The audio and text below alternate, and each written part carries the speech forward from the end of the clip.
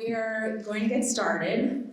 Welcome. Thank you for making it out this long trek to the international panel. We've got a great assortment of comrades here. I even hear we will have a special guest joining. So without further ado, I'm going to pass it over to Paul, who will be facilitating today's conversation.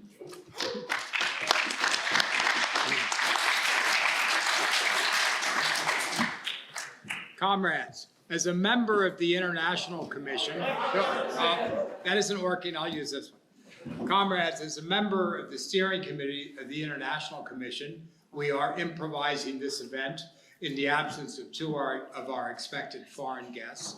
I want to point out that the International Commission is actually made up of a lot of different kinds of people with a lot of different political ideas. But we strive very hard to work together and cooperate and to find areas of consensus that we can unite around to further DSA's international work. The thing we have absolute agreement on is that we are part of a globe, and our work as DSA in the United States has to be part of a global movement for socialism and for workers' rights around the world. We agree on that.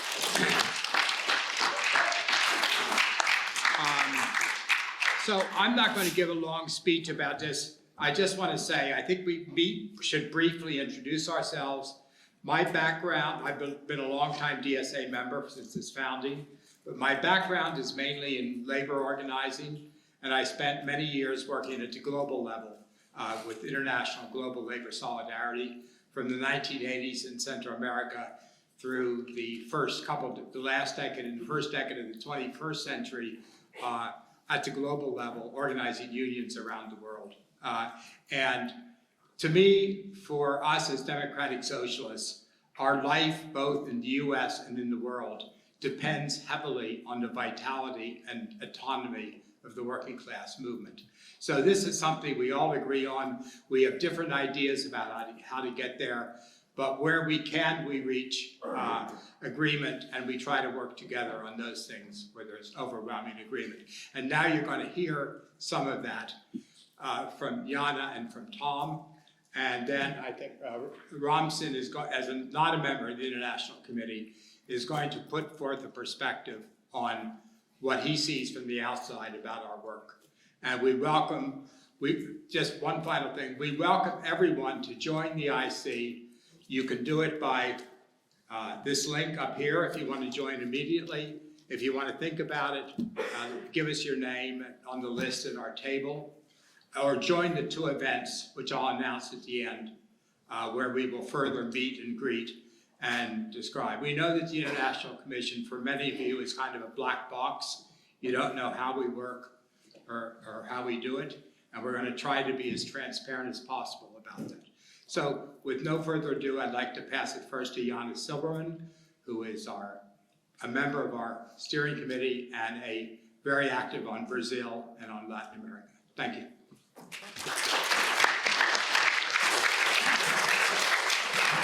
Good afternoon, comrades. So great to be here. So amazing to see this packed room to talk about something that, again, a lot of times feels very abstract.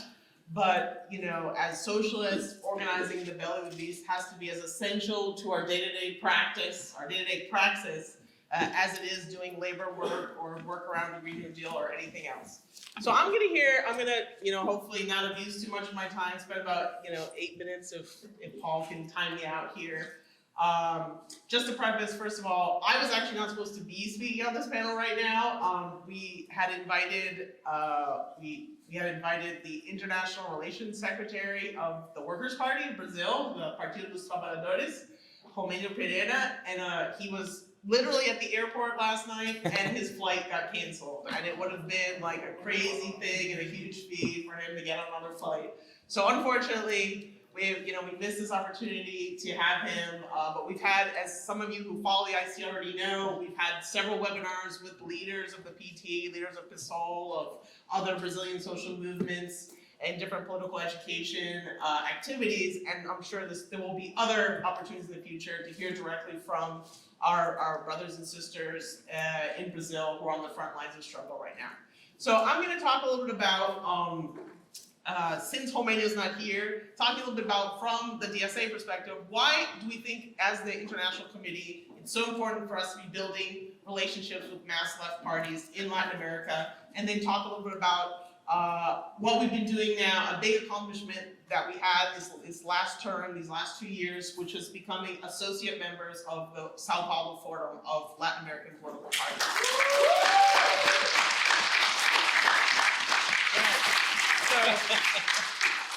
So first of all, again, this is a hard time to be a socialist. I mean, not that it's ever been easy to be a socialist in the United States, but so I personally, I'm someone, again, not to take a lot of time introducing myself, but I lived and worked with the labor movement in Brazil, Uruguay, and Colombia for 18 years before becoming a DSA member in 2020. And so I really get such a sense of hope and inspiration for seeing, again, social movements, Big Tent, mass political parties who are not only, struggling against all the same kind of forces that we're up against, whether it's, financialized neoliberalism, which is about, white supremacy, et cetera, but they're struggling and winning power. So this is why it's so important to be working and learning from and supporting Latin American left parties, is because since the fall of the Soviet Union, they have been the most successful in winning and retaining power as explicitly socialist, anti-neoliberal left parties more than in any other region against the world. And another point where I think it's so important for us to be learning and relating from them is that many of these parties that are in governments or have been in governments at some time are multi-tenancy, like DSA. And many of them have strong links. They were built out of labor movement. So again, something that we are trying to mirror ourselves on. And I would say the last kind of point on that, why we should have this, give a sort of special attention to the Latin American left, especially now, is our responsibility, right? Have we ever heard of something called the Monroe Doctrine? Well, this year we're celebrating 200 years of the Monroe Doctrine. So whether we like it or not, as socialists in the United States, again, celebrating. Celebrating. Irony. Yeah. We are intrinsically linked to our comrades in struggle in other parts of the America, whether we like it or not.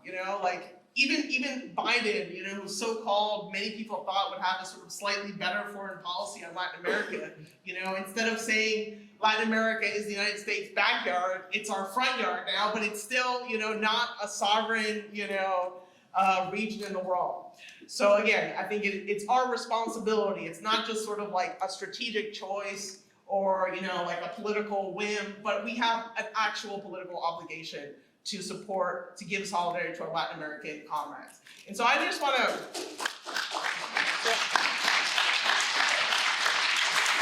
on that note, I want to talk a little bit now about something I'm extremely proud of. How many of you here were delegates to the 2021 convention? All right, awesome, more than half. So you may remember one of our, as members of the International Committee, one of our big accomplishments was passing Resolution 14, which was the resolution to support international social solidarity. I know Tom, my comrade, we did a lot of work behind the scenes whipping for that. And basically Resolution 14, which passed by an overwhelming majority, almost 70%, committed us to do 4 things. One was for DSA to start participating in electoral observation delegations, primarily in Latin America, and we did that. In the last 2 years, we participated in 4 delegations to Venezuela, the local elections that happened in November 2021, the presidential elections in Chile in December 2021. We had a comrade on the ground at the presidential elections in Colombia in March 2022, where Colombia elected a left-wing president for the first time in history.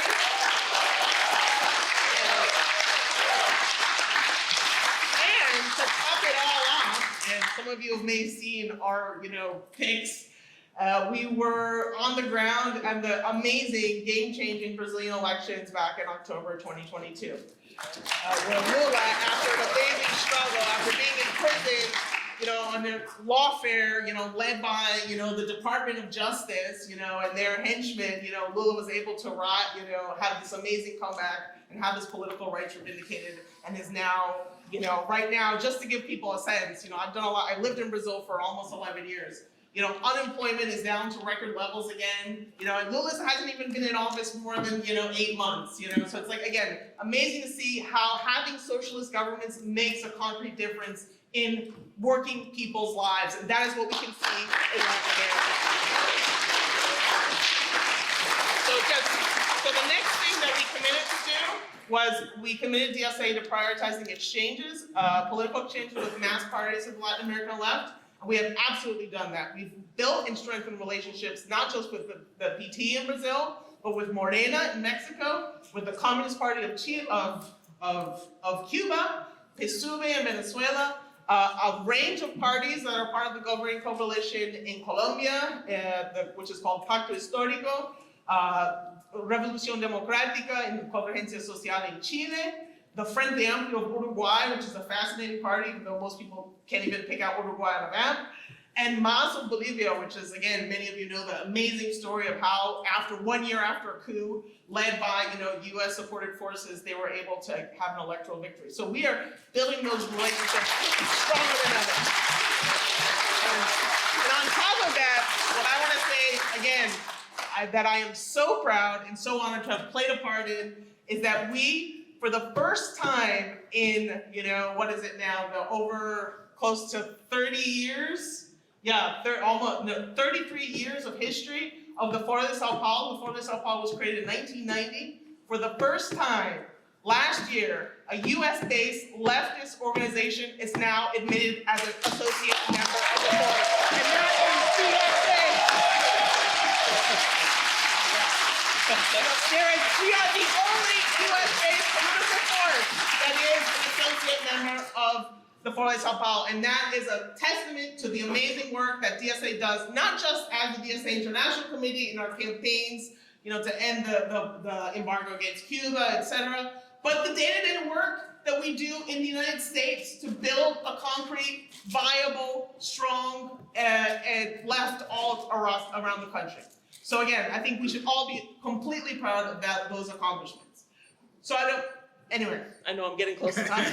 So anyway, just to say, we're gonna have a whole session tomorrow to talk about kind of what is the Foro de Sao Paulo, what, sort of our whole report back on the delegation that I was really excited to be able to lead just about 6 weeks ago when we were participating, again, for the first time, not as observers, but as actual associate members of the Foro de Sao Paulo in their annual meeting. So again, I'll kind of skip time, to not use all the time. Keep rolling, John. Yeah. Keep No, rolling. come to tomorrow. Yeah.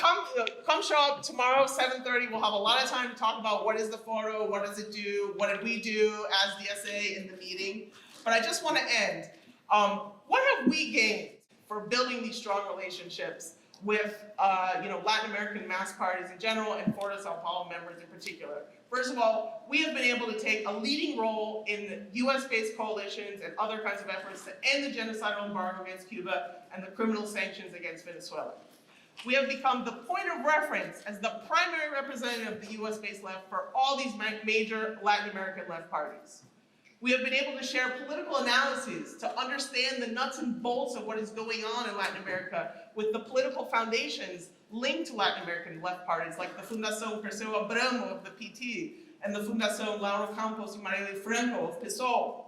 And we have been able to assist in mobilizing the vote among diaspora communities for, whether it's the Brazilian community in the elections in 2020 when Lula got elected, the vote among the Chilean diaspora community for Boric in 2021, the vote for the new Chilean constitution, which unfortunately didn't pass last year. And so in this way, we're not only, supporting, materially a vote for, left candidates in Latin America vis-a-vis, voters who live in the United States but are registered to vote, who are, dual passport holders. We're actually building bases, starting to build concrete linkages among, the left representatives of diaspora communities in the United States. So it's not just sort of like this, immaterial solidarity, but it's actually helping concretely make DSA a more multiracial organization. So for all those reasons, we should be incredibly proud. I feel like the IC should continue its current course,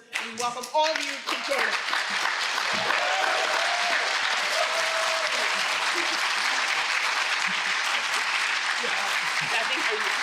Thank you, Jana. I want to give Tom a minute to reflect upon how to follow that by talking about our Cuba work and some other aspects of our work. I do want to just take a quick interlude. I see several other members of the International Committee's leadership here. I wonder if you just might stand and wave to people. I see several right up here. Yeah, RP, Jorge. Yeah. Lisa. Onlin's probably running around somewhere back there. These are great comrades. Mostly I've only met them over Zoom the past couple of years, but it's fantastic to be part of a team like this. And I think you can look forward to their ongoing leadership, whatever role it's in. So thank you very much, comrades. Love you, Paul. Yeah, thank you, Jorge. So now Tom's going to tell us something about our Cuba work and also something about some general perspectives on our international solidarity. How we doing, everyone? Can everyone hear me okay? Good, excellent. Can you guys see me in the corner there? You guys are the lucky ones. Hey, my name is Tom Wojcik. I have been in IC leadership for 3 years now. I have been IC America's co-chair for 2 years, and we turned a basically 15-person subcommittee into a 250-person subcommittee in that I proudly have been serving as a member of the steering committee for the last year. Continuing my term, I will be serving up until the next year. Some of you may remember in 2019, I was the author of the Cuba Solidarity Resolution. Does everyone know what the Cuba Solidarity Resolution is? Just to refresh your memory, it was a commitment, a steadfast response saying that DSA, under no uncertain terms, was going to oppose the horrifying, terrifying U.S. embargo on Cuba. The reason I'm mentioning that, and I think that that's a really good way to kind of illustrate how far we've come. It was 2019. I was approaching some of the members of the International Committee at the time, and I was really, really excited to do some Cuba work. And I asked, what's our Cuba program? Do we have one? And they said, not really. Now we do. No, we don't. One of the things about the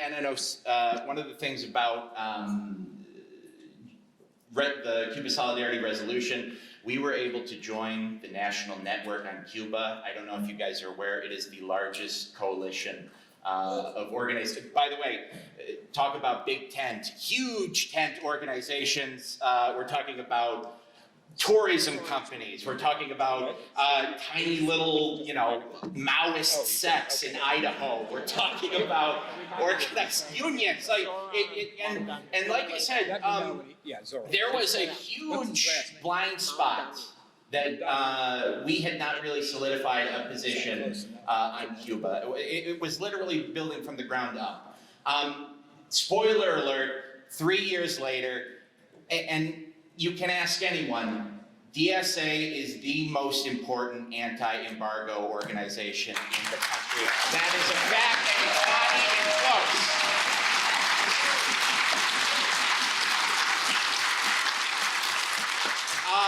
I'm also, by the way, I don't have a whole lot of time to talk, but I do just want to announce, like I said, in terms of building coalitions, in terms of building sustainable work that everyone can do, it has never, ever been easier to do Cuba Solidarity work as a DSA member. We have passed city council resolutions. We have passed labor council resolutions. We have gotten aldermen on board.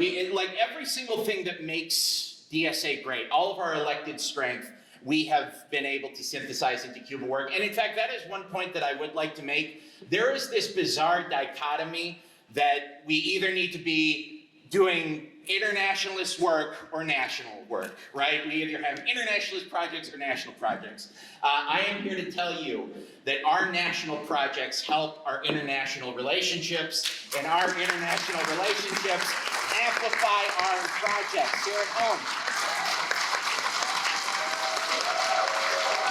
We need allies. So, like like I said, there's going to be a whole lot of time to dive into it. By the way, just at the beginning here, we are sending a huge rank and file delegation to Cuba, to Havana in October, where we will be meeting with a huge number of organizations at every single level of Cuban society, climate change activists, environmentalists, labor unions. We're going to be talking about the family code. And the name of the day is normalization. We have an extremely broad, progressive coalition of forces that is laser focused on one exact thing. How do we end the embargo on Cuba? And you know what that also means? It means that so long as you are dedicated to ending that embargo, you can do this work no matter what you believe about Cuba. There are a lot of opinions we all have about Cuba. If you're a big hardcore Fidelista, awesome, come on board, yeah.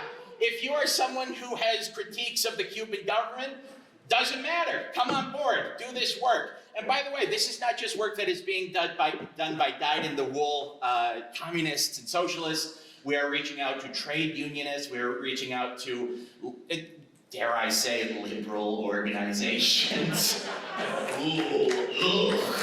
Trying to get them on board.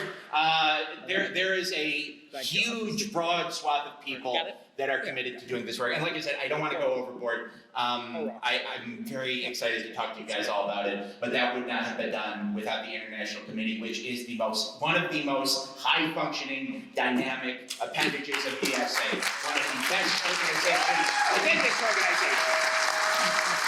Thank you. Yeah, okay. Yeah, so we're telling you how terrific we are. There are people, including some of us at different moments, who are critical of some things, and I think we have a person here who can talk about a perspective outside the IC that whose input we will respect and listen to. And his name is Ramsin, and he'll tell you more about himself. Thank you, Paul. My name is Ramsin. I use he, him pronouns. I'm a member of Chicago DSA. I've been a member of DSA since at least 2016. I'm not a member of the International Committee. I'm not a member of the International Committee Steering Committee, which my co-3 panelists are. And to be honest, I kind of, well, let me just put it this way to you all.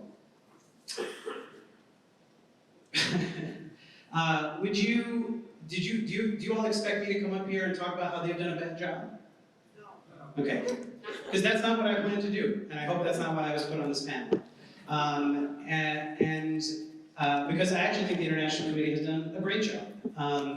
I don't know my fellow panelists very closely, as they seem to know each other, so I can't speak to anything any individual person has done. I was asked to be on this panel to speak a little bit about my perspectives and the perspectives of, I think, a lot of members of DSA who are not members of the International Committee. In fact, who here is not a member of the International Committee? Most of them.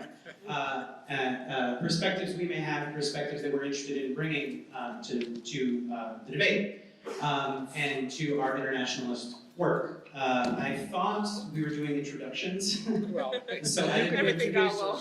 I didn't have prepared remarks like my co-panelists had. I was given some questions to answer. Oh, yeah. So I'm not really sure what is expected here, other than maybe I was expected maybe.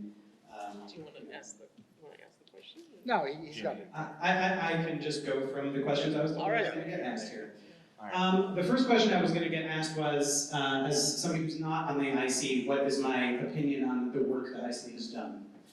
My opinion on the work the IC has done is that I think, for those of us especially who've been around the left and DSA for a while, is that the IC has made tremendous strides from where we were. Thinking back to, I was at the convention in 27 when there was, when we first voted to endorse BDS in support of Palestinian rights.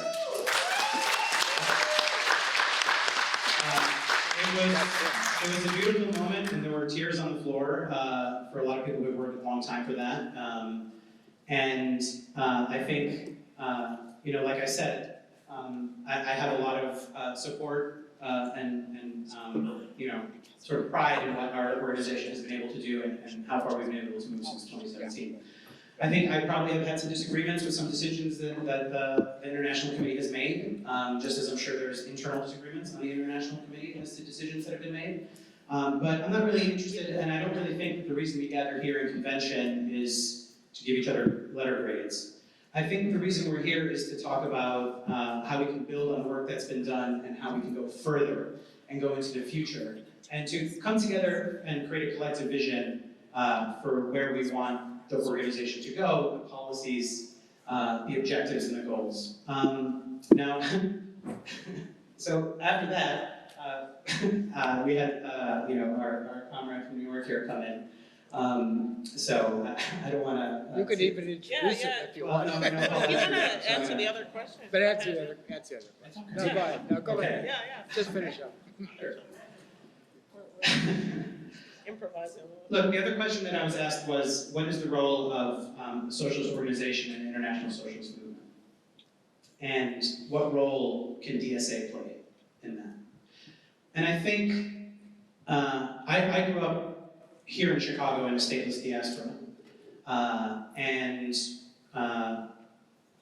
One of the lessons I learned in those politics growing up was that, one of the biggest struggles is the nation building project for a stateless diaspora that has no state institutions to support it. And when you are part of a stateless diaspora, our nation building, our state building that we did was on Devon Avenue and Peterson Avenue here in Chicago. And I think that when I think about what an organization like DSA, what a socialist organization's role in internationalism is, it's not about putting out statements in support or opposition of something, right? Those are for us to debate. And they speak more about our values than they do speak about most other things. I think the purpose is to engage, as Tom said, in the domestic work of ending empire. Because empire deforms working class struggle in other states. How do we do that work domestically? Well, we do it by through our anti-militarism work. We do it by opposing any sort of collective punishment on populations across the world, wherever they are and whoever they are, in the form of sanctions and embargoes and boycotts. This is all domestic work that we can do, and that has to be incorporated into our labor work, our shop floor organizing. Our comrades who are doing shop floor organizing are often parts of multinational corporations or international industries, and they have common cause with workers all over the world. The other thing that's always true about empire, that I think it's so important for us to understand and to weave into our politics, whether it's our domestic electoral politics or labor politics, is that empire always faces out and faces in. And for those of you who are not from Chicago, I'll give you an example of specifically what I mean. We are about 4 miles north from a neighborhood called Pullman. That neighborhood is named after a railroad tie route. In that neighborhood, there was a police officer named John Burge, who for 20 or so years tortured confessions of black men in that neighborhood.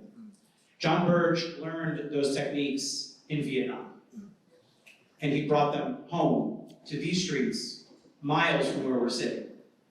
So when we talk about the domestic infection of empire, that's what we're talking about. And when we're talking about the domestic infection of empire, that is a way that we can structure our domestic politics, our electoral politics, our labor politics, mutual aid, whatever it is, to communicate that there's no just outward-facing empire. The empire always comes home. The tactics of insurgency get used to put down the protests that we have here. The industries that get built up, right, to arm and logistically support empire outwardly, get eventually, their detritus gets sold to our police departments locally. And that means that the domestic working class of any state always has a common cause with the domestic working class of any other state. And that can be communicated through our electoral politics. It can be communicated through our international politics. And it is is best done by communicating to the working class that we are trying to reach here, that they have common cause with in the struggle of the working class everywhere else in the world. Wherever they are, whatever state they're in, they have a connection to the people who are working in extractive industries. They have a connection to the people that are providing the commodities that they are developing here.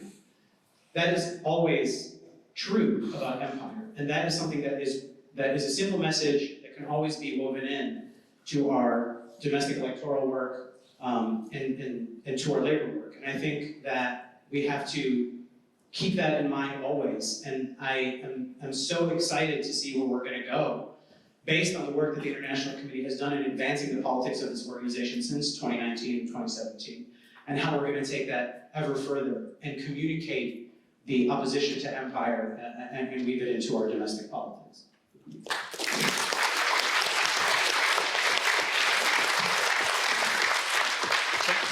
Thank you, comrade. And I hope you're willing to join the International Commission and help with our work, because your perspective is very, very valued.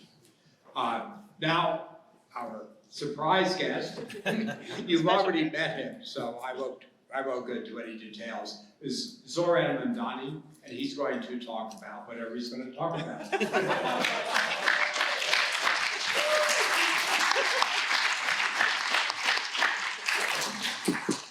Wow, I thought there would be some more instruction, but I'm going to just go.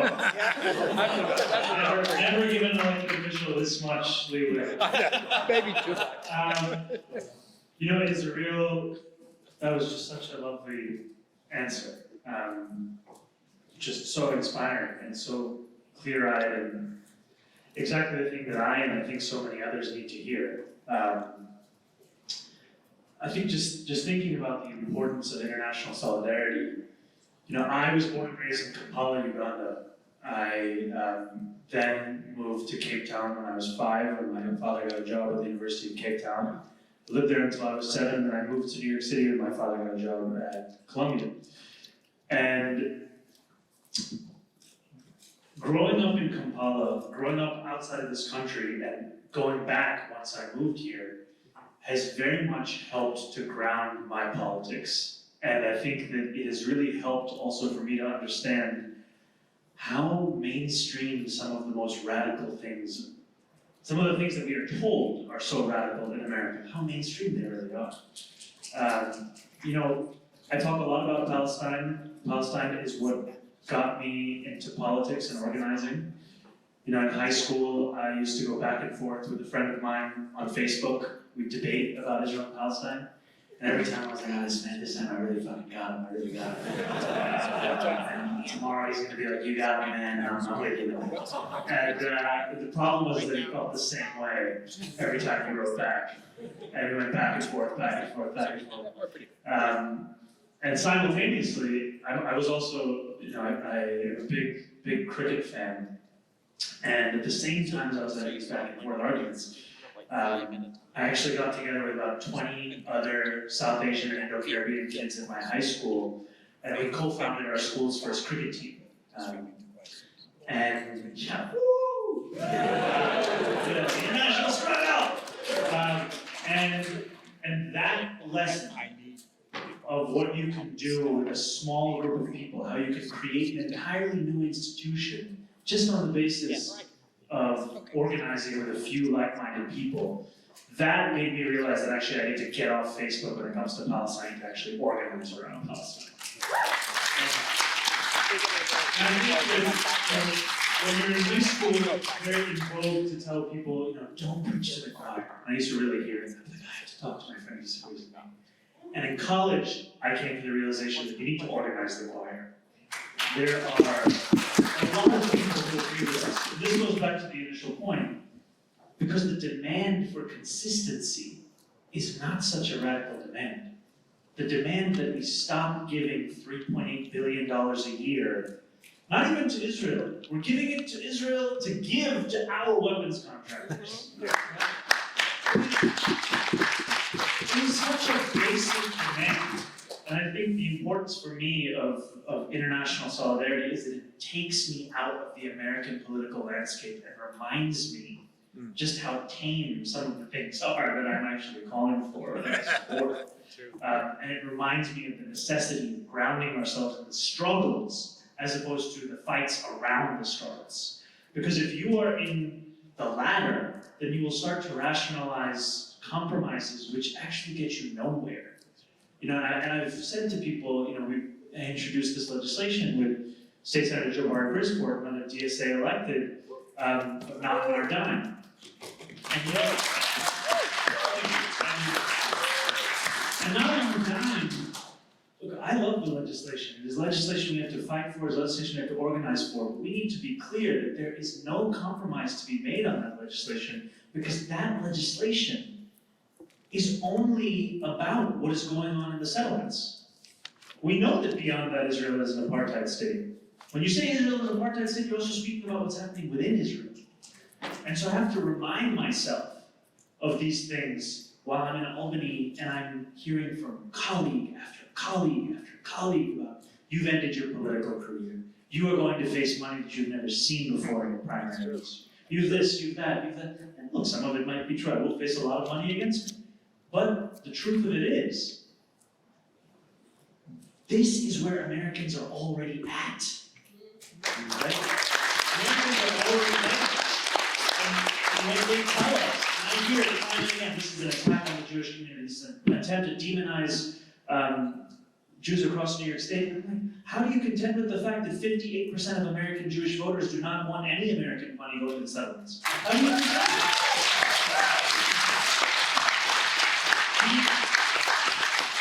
They have a narrative, and by they I mean the people who are opposed to our international vision. They have a narrative, and we have to remind them of the facts. That's our job. And the last thing I'll say on this self-initiated ramble is... we love it. You know, last year, I organized a book club for Queens DSA members with my office. And the first book that we read was a book called The 100 Years War on Palestine by Rashid Khalidi. And it was a book club of maybe like 15 to 20 people. And the idea was, how do we provide another space to engage in DSA so it's not like, do you have time to canvas? Do you have money to give? Can you come to the branch meeting? You know, something like, well, you know, the way that in New York City now there's like a DSA soccer league, there's DSA softball.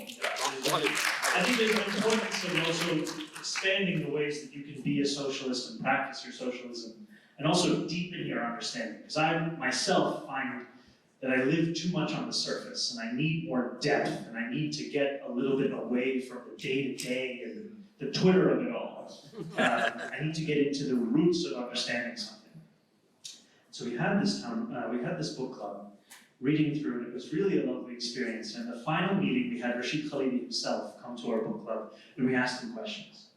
And one Queens DSA member asked him, she said, you know, where do you find hope after writing a book on how the Palestinians have been left behind, screwed over, betrayed at so many different junctures? And he said, one of the few beneficial things about being in the heart of the empire is that you have the ability to change its course.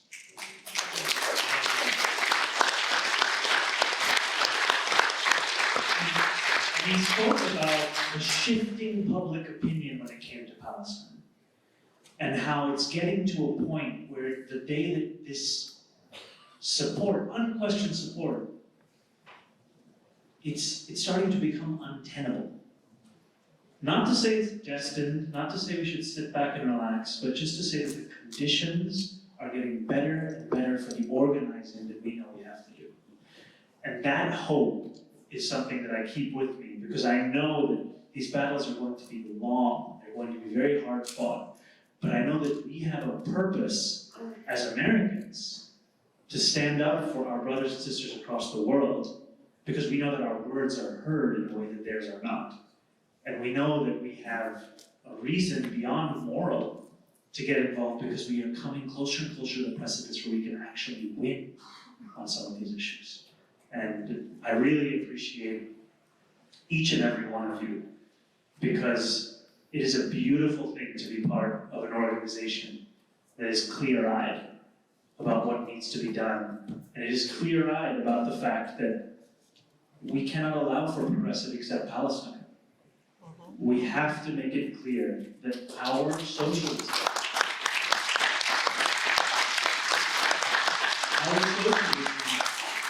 is a socialism of solidarity across all borders. That includes the Palestinians, that includes every single person across the world. And the beauty of that consistency is when people try and catch you out, I'll have people be like, yeah, you talk so much about Palestine. What about Kashmir? And I was like, yeah, they should be free too. What about Cyprus? Yeah, they should be free too. But the name an occupation, and I believe it should be over. It's not hard, because the point of this is not animus against a specific group of people or a specific occupation. It is a belief in the innate necessity of justice and freedom for every single person across the world.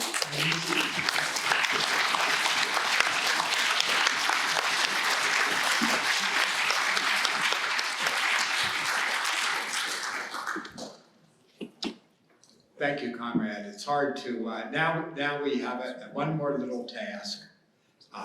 Having built up this tremendous momentum, we want to entertain some questions and comments from the group. RP, are you going to take stack? Oh, Lindy, sorry. Lindy, sorry. Yep, yeah, go ahead. Can you, want to Use the microphone here. use the microphone back there? Sorry, Lindsay. Okay, hi everyone, I'm Lindsay, she, her. I'm the outgoing chair of the International Committee. And I just didn't want us to gloss over this really small sign. Yes. dsaic.org/convention. That's dsaic.org/convention. You are receiving a special offer this convention where you can just tick a checkbox on this form and say, add me to the IC right now. And I personally am going to add you to the Slack and a Google group and Action Network, and you're going to be in the IC. So I really hope everyone here who has opinions will come see how open and transparent and welcoming we are of all viewpoints. And can give an example.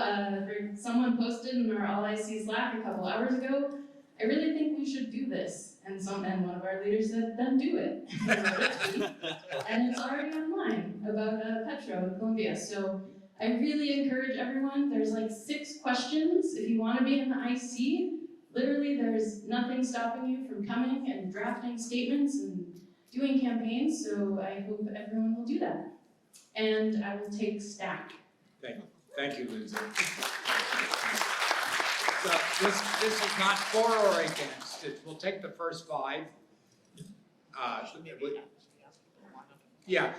We're going to use the mic back there. If you want to line up at that mic, don't all rush at the same time and trample each other. I guess. So we'll take. What we'll do is we'll take 5 questions. We won't answer them immediately, but then I'll try to give them to different members of the panel. So let's start. Hi, thanks for a great panel.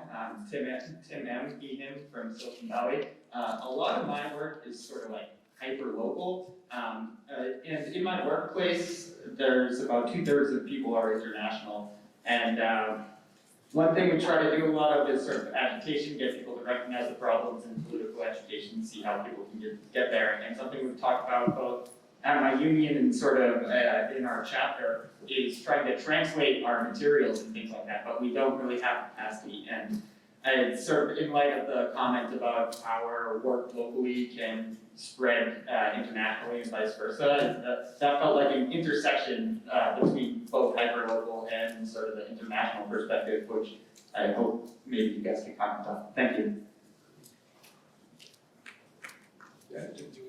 No, we don't want to pause. We're going to take 5 questions and then we'll try to answer one. Hi, comrades. My name is Oren. I'm from New York City. I use he, him pronouns. So in his remarks, Ramsin mentioned that at convention, it's an opportunity for us as an organization to debate and deliberate the best ways for us to grow our international work going forward. I would like to maybe get into, or ask, for some specifics, both for Ramsin but also for all the panelists, in how and in what ways and where do you think we can best grow our international work? And I'm hoping to see maybe some more, I guess, like of the multi-tendency nature of the panel in the different visions for this. Thank you. Hello, my name is Aaron. I was recently just elected the co-chair of YDSA and a member of the National Committee.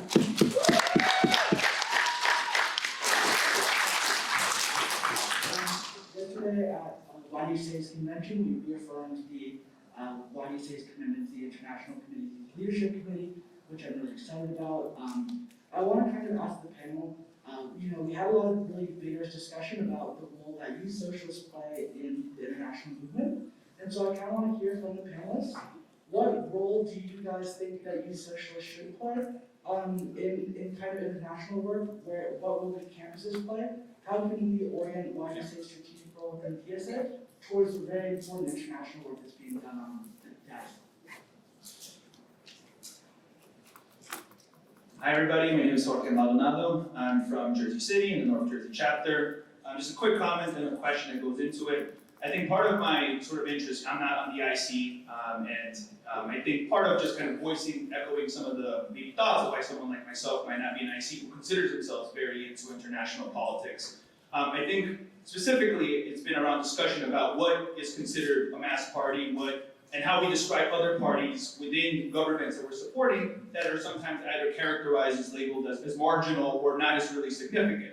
Now I say this to kind of foreground, I myself grew up in Ecuador during Correa's administration that transformed my family and everybody's family there. Probably the reason I'm here. And I saw the amelioration of an improvement of poverty and the ways that education and healthcare really grown. My family's been really supportive.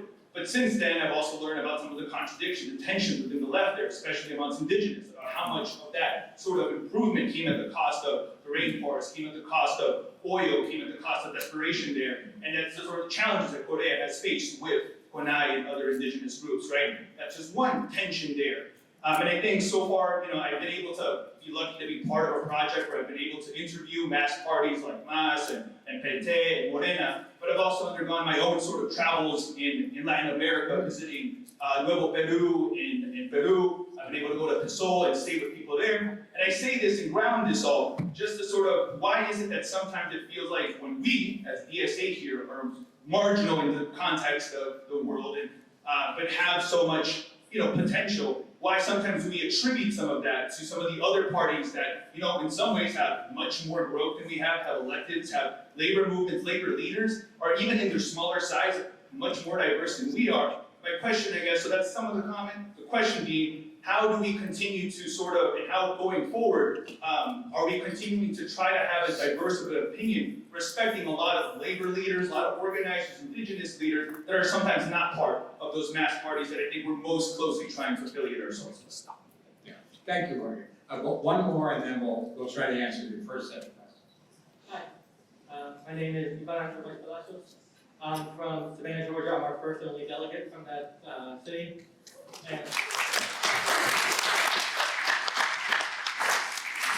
I was born in Wojcik, Ecuador, and I'd like to know if IC has any plans to work. I was wondering if IC has any plans to work with any parties in Ecuador, specifically either with Correa or his party Movimiento Revolucionario Institucional. So that's my question. Okay, thank you. I'm going to ask the panel just to respond to one of the questions, or maybe two. Yeah, so, yeah, just go ahead. So I'll start with Jana. I'll just try to make a few comments on a little bit of everything, First of all, the idea of translating documents for your local as a way of doing outreach to local diaspora, immigrant communities, great idea. We've been trying to be very intentional. Again, parenthesis, Tom and I were the co-chairs last term of the American Subcommittee. We started to become very intentional about making sure that our own IC documents are translated into, Spanish, Portuguese, so that way that our partners can actually read them, right? So I think that can be replicated on different levels. That's fantastic. I mean, the question about how to grow our international work, I would say, first of all, the best way we can grow our international, first of all, again, my opinion is, I'm not completely objective, right? I'm on the IC steering committee. I put in 40 to 50 hours a week, sometimes I'm doing IC work. I've led 3 delegations to Brazil, and I helped negotiate our entry to be associate members of the Fora Sao Paulo, So I think we're doing pretty damn good, but we can always be better, right? And how can we get better at what we're doing? By having more of you join the IC and become active.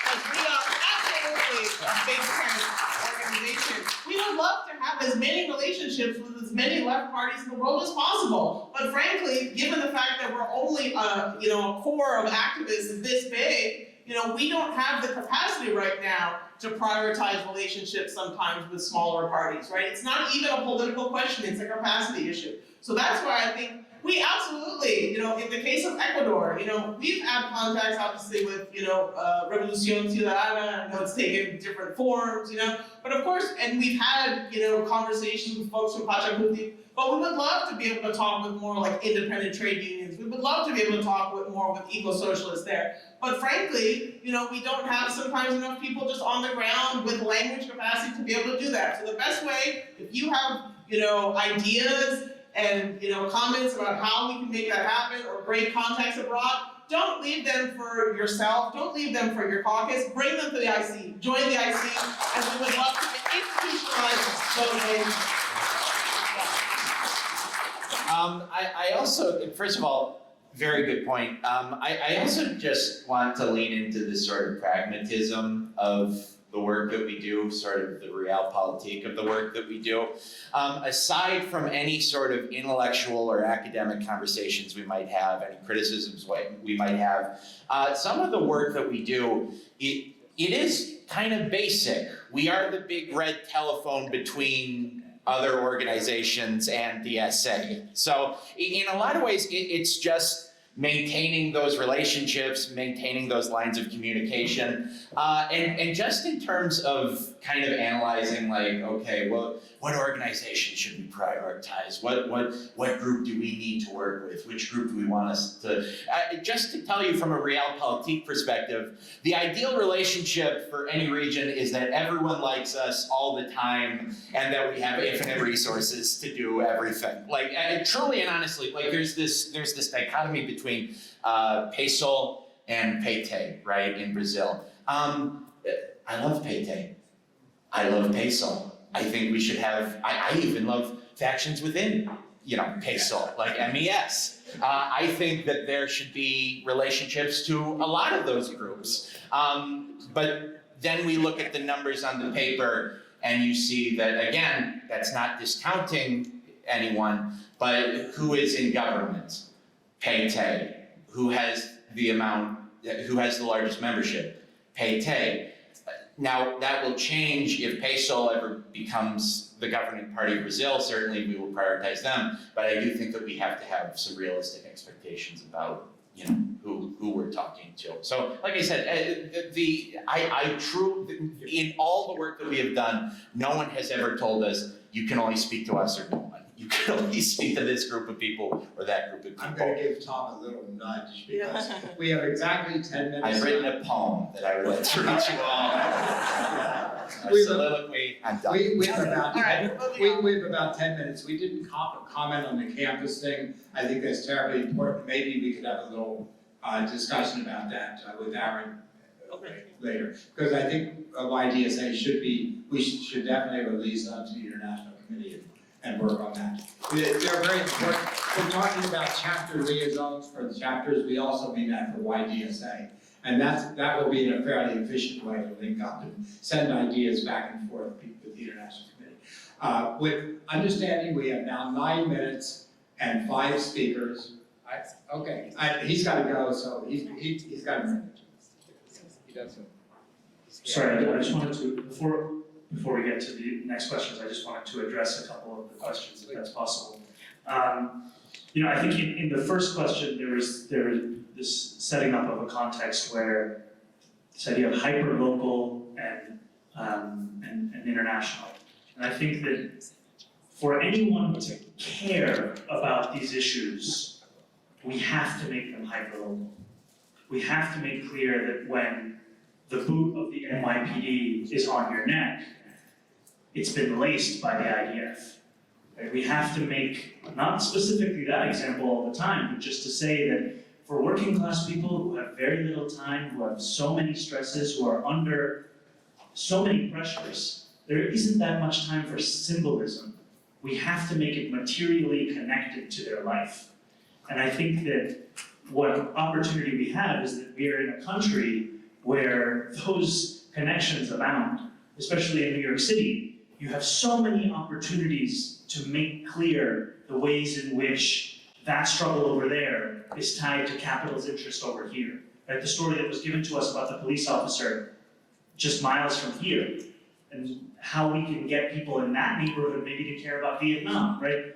I think these are connections and opportunities we have to take. The other point I would just want to make, what role can campuses play? I think it's a pivotal place of struggle, right? It's where my organizing began, and one of the things that I was so excited about is that I read through the club handbook at my college, and I took advantage of every single dollar I could get as an officially chartered club. And we had a pizza party at the end of the year because they said we could. We brought speakers. We had, Ali Abunimah one month, we had Rebecca Wilcomerson the other month, we had a Palestinian Film Festival the other month. We took as many resources as we could to amplify our message and create programming, content that called a question for many students as to where they stood on this. And that awareness that we created in the early years led to us being able to lead a campaign for academic boycott at our school.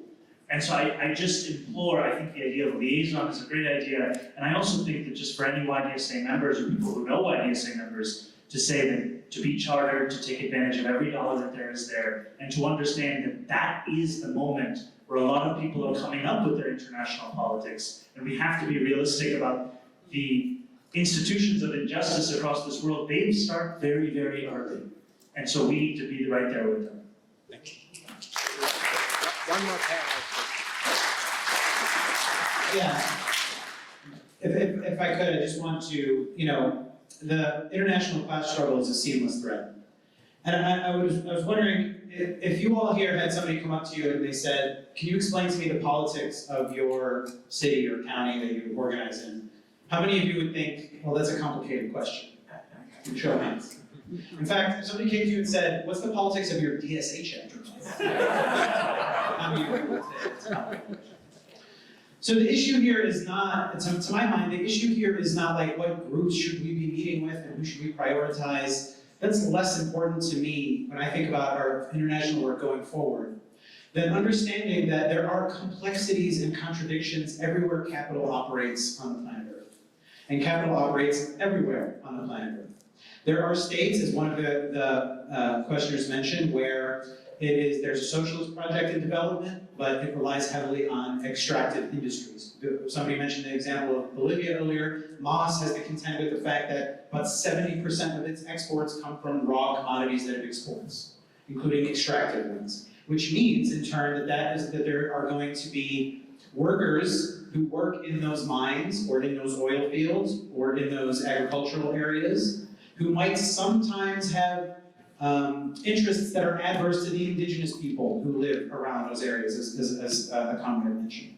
That is a conflict, a contradiction, and a struggle that needs to be resolved through political struggle in that state, not by us, and certainly not without the thumb of international capital weighing one way or the other. But that also means that we need to understand what's happening. We need to be in communication with the indigenous people on those communes that are organized, as well as those workers, as well as those urban workers in those cities that are like, oh, these rural troublemakers all the time, they're stopping the groceries from coming in or whatever happens. We have to be in conversation with those and understand what's going on the ground. We need to understand that, which means we need to be in communication with all those different factions and forces. It's not, to my mind, it's not a question about who is more right. The Big Tent is not an American socialist concept. It's an international concept, and it's one that we should allow to be applied everywhere. And I think that when we come at it from that point of view, it helps us understand that we need to be identifying where struggle is in this seamless thread, this seamless international thread. And we should be making efforts to understand what is happening in that struggle. Not so that we can have an opinion about it, but that so we can see how our work here domestically is impacting those struggles all over the world.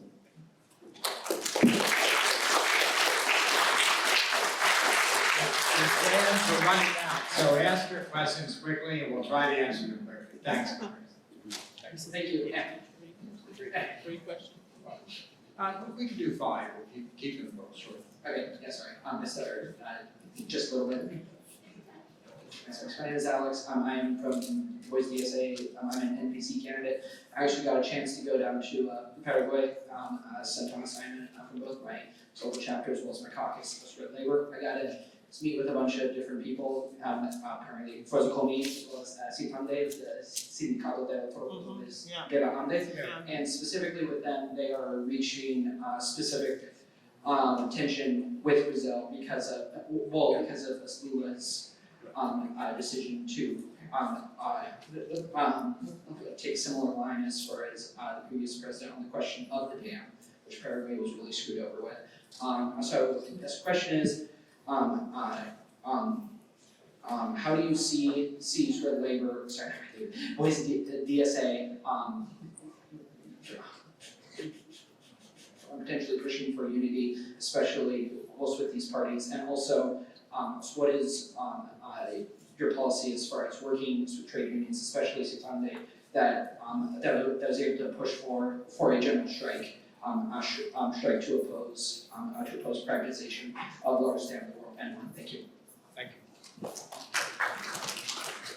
Hello everyone, my name is Jorge Rocha, my pronouns are they, he. I'm also on the steering committee with these lovely panelists, along with Lisa here. And in fact, myself and Lisa are running for NGC, and if you believe in the work that the International Committee continues, then I implore you not to rank us highly, to rank us at the top of your ballot, because the only way that the work can continue is by us being on the NGC. But the question I have is not to the panelists, it's to everyone here.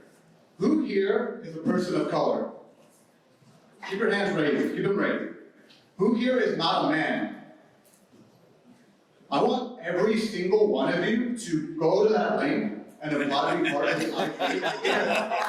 Seriously, because there's so much conversation with respect to international politics that are dominated by white men. And we as socialists should be leading in trying to make sure that that ends. Thank you.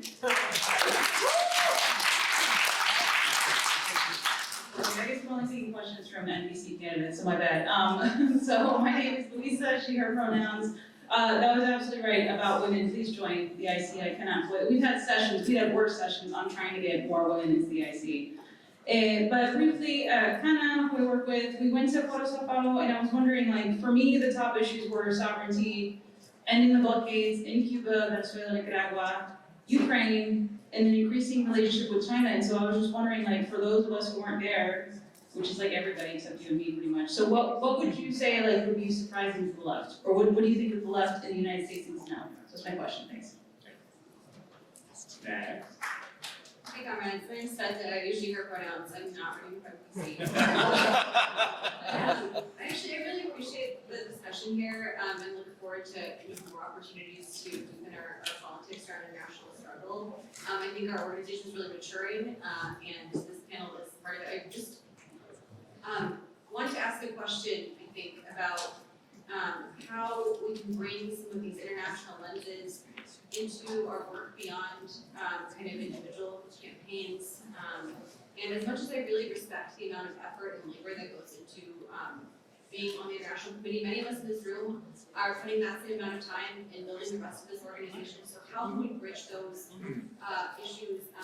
I'm the co-chair of Chicago DSA. I'm wondering how our organization should be responding to the fact that we have hundreds and hundreds of migrants coming to Chicago as the result of what I know is a decades-long process that has brought them here and has also hollowed out our social welfare system so that we're not able to respond in any way that is even remotely adequate. I'm curious about how we can kind of bridge be hyperlocal, but also work in different spheres, so that we can have an analysis of how to respond that includes solidarity with the broader working class, but also actually is specific and concrete understanding of how we got here and how the same forces that are bringing buses of people here without their consent is also hollowed out our infrastructure so that we can't support them adequately. I'm gonna take the rest of the people who have been standing there, so patiently, just be aware that the sands are running out. Alright, my name is Patrick, I use he and they pronouns, also from Chicago, also not running for NPC. Yeah, my question is pretty basic. For me, like internationalism often seems like this very big picture project, right? So I'm just curious, this might be mostly for people who are on the IC on this panel, but how do you all measure like success? Like when you have a W, how do you decide to claim the W? How do you decide to claim, like a milestone, so like we're moving towards this? Like what does that mean to you? And for Ramsin, like, do you have an alternate vision of that, if that comes up? Thank you. Mark Schaefer, Albany, New York, member of the IC, less active than I want to be. A major hot button issue now was alluded to, is the increasing flow of refugees. This is a long-term trend driven by neocolonialism and unequal exchange, and greatly aggravated by the accelerated climate crisis. Olufemi Taiwo has written a book, Reconsidering Reparations. It seems to me that the immigrant issue has been used by the right wing in the US and Europe to stir up fear among the working class of a flood of low-income poor people desperate to work. So it's both a domestic and an international issue. It seems to me that I'm not a great organizer like some of you, but that the IC should consider a project for reparations, especially Central America, the United States' main source of refugees, to raise living standards there so people can live decently and not become refugees. Thank you. Thank you, Mark. And last and not least, you. My name's Hillary Mormon, I'm from Dayton, Ohio. I think, and everybody said it, but the United States has no moral authority in the world. Humility. The parent organizations of DSA were anti-communist. There seems to have been no word with socialist China, and there's a world war that the United States is trying to start. So because of time, we're going to have one response from Conrad, Jana. Is that okay, Tom? Did you want to say anything last time? No. I think we All right. I'm sorry that you all raised such wonderful points, and unfortunately, I see our panelists for our next session already waiting in the back. The knife on our throats here. So unfortunately, I really won't be able to respond to all your comments. All I can say is that first of all, responding just very briefly to our comrade from the co-chair of Chicago DSA, that's not, we absolutely understand that not everybody here has 40 hours a month to put into the IC work, right? Even if you have 4 hours a month, even if you can only make like one subcommittee meeting, even if you can help out just translate one IC statement, even if you can just help, make one set of phone calls as we do, lobbying against the Cuban embargo, so again, there's no sort of hierarchy of time that you can spend in DSA. Any time that you're spending on DSA work is great. And if you're interested in IC work and you have that time, you're able to prioritize it in between your other local chapter, responsibilities, our doors are absolutely open to you. And with that, again, and just very briefly, the last question say, what does a win look like? When do we claim a W? We claim a W when we get cities like Washington DC and New York City to pass city council resolutions against the Cuban embargo. What does the W look like? When activists, including myself, help lobby congresspeople, members of Congress, including Bernie Sanders, so to get Biden to condemn any possibility of a possible coup by Bolsonaro after he lost the elections in October 2022. That's a W, right? You know, there's so many others we can talk about, you know, and again, just want to say, the doors are open, we invite people of all tendencies, we need your time, we need your energy, we need your passion. So if you're interested, you know, sign up online. We have 2 great events where you can come talk more about this. We can answer those questions about what's going on with the Ford of Sao Paulo. Tonight at 10 p.m. in room 184D, we're having an IC meet and greet and snack exchange. Very exciting. And then on Saturday, 7:30 p.m., we're going to have a talk talking more about the Ford of Sao Paulo and Latin American mass parties, and that's going to be in room 183C. Hope to see you all there. Thanks, comrades.